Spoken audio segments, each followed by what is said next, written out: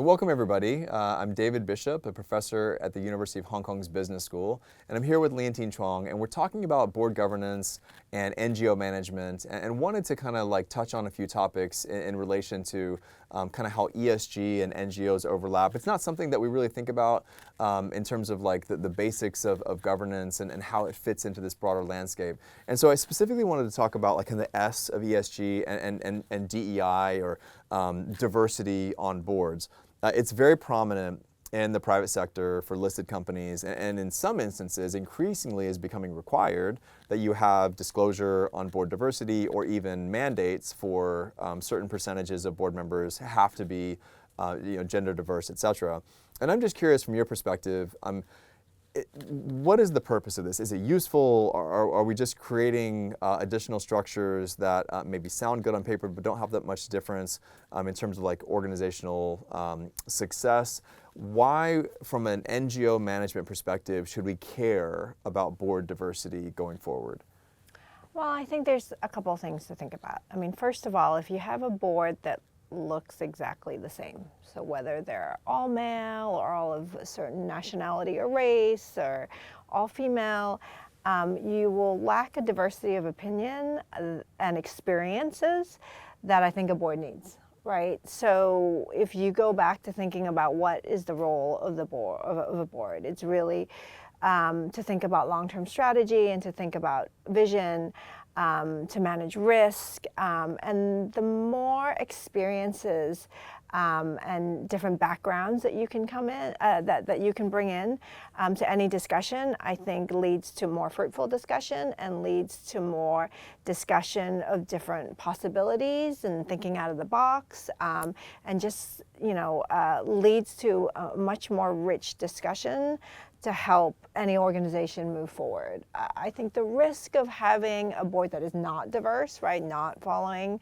sort of DEI principles, is that everybody's just going to sound the same and everybody's just going to agree with each other, and you're going to lack this richness of discussion and experience that could really help fine-tune any program or any project. So from a board perspective, there's this presumption that diversity leads to better outcomes. And there's research, I think, increasingly shows that that is true.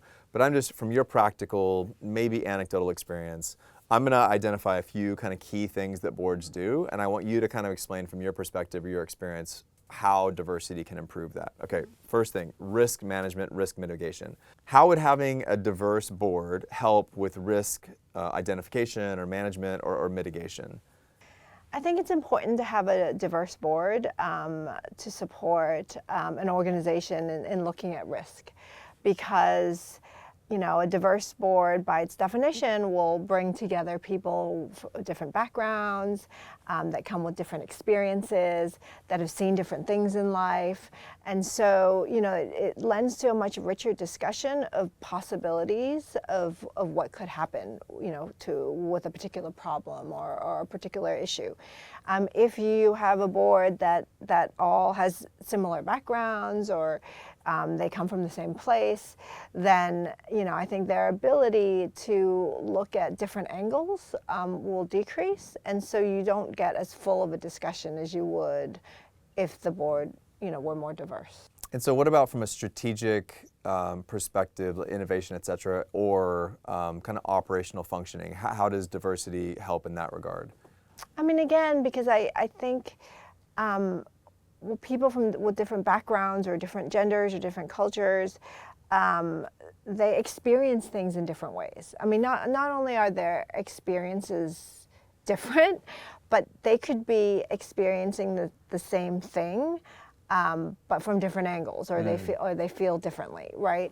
And so I think that bringing in those all the different ideas really would help an organization be able to see all different angles, so that they're more prepared, and so that they could develop ideas or projects that are suitable for an entire population. Because by definition, I think most societies now, the entire population is quite diverse. Yeah. Right? If you had a board that all looked the same and was not diverse, you'd be, creating strategies or looking at visions that really are only suitable for one part of the organization or one part of the society. So can you imagine a scenario where you have half male, half female on a board, and yet it does not match or mirror what you're describing as diversity? In other words, like, is it a quota? Is it simply by ticking off boxes? And there's a lot of pushback on this, I think, globally, but especially from the U.S. right now, with the U.S. Supreme Court case a little while back around affirmative action, et cetera. So when we talk about, in other words, when we talk about diversity, what does that really mean? Is it just as simple as I've got 40% female, 60% male, therefore I'm good? Or is there something else that we should be looking for? I mean, I personally think it's diversity of experience, right?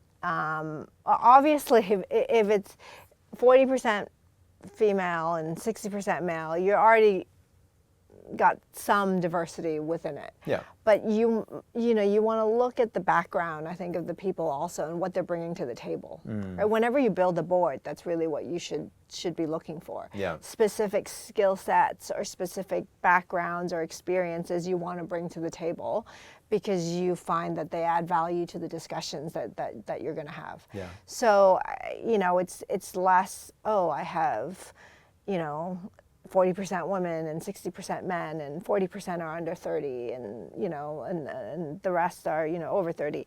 I think it's less that and more really what they're bringing to the table individually. Yeah. Right? To make sure that not everybody looks the same. Yeah. Yeah, and so I think that's kind of the general takeaway is that the questions and conversations around diversity are, I think, reasonably going to go on for a very long time. And I think the way that we perceive diversity, and specifically around quotas, is certainly going to evolve. I think the general idea is that whether you define it as, say, affirmative action in the U.S. or a specific gender quota or other types of diversity quotas, I think as our companies and as our society evolves, in theory, the idea is we would no longer need to have a specific quota to drive that behavior. And then when we have more people that look like us, that think like us, meaning from a very diverse standpoint, we're naturally going to have a broader base of leaders that we can draw from. And as a result of that, our companies may be more healthy. And so you could, in theory, in the future, have organizations that maybe are of one gender, et cetera, but they come from a very diverse background, and they're drawing from a rich and deep and diverse experience, and as a result are able to serve their beneficiaries in a way.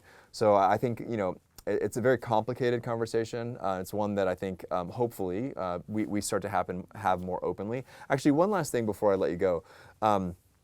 In Hong Kong, where we both operate in the not-for-profit sector, I think it is generally fairly safe to say we have one of the least diverse, from a board perspective, a governance perspective, some of the least diverse boards, that you typically see in the nonprofit space around the world, right? And again, that's, although I said that in a very anecdotal kind of personal way, there's a lot of research to kind of back that up. It tends to be very kind of homogeneous in terms of not only gender, but also in terms of like ethnicity and background.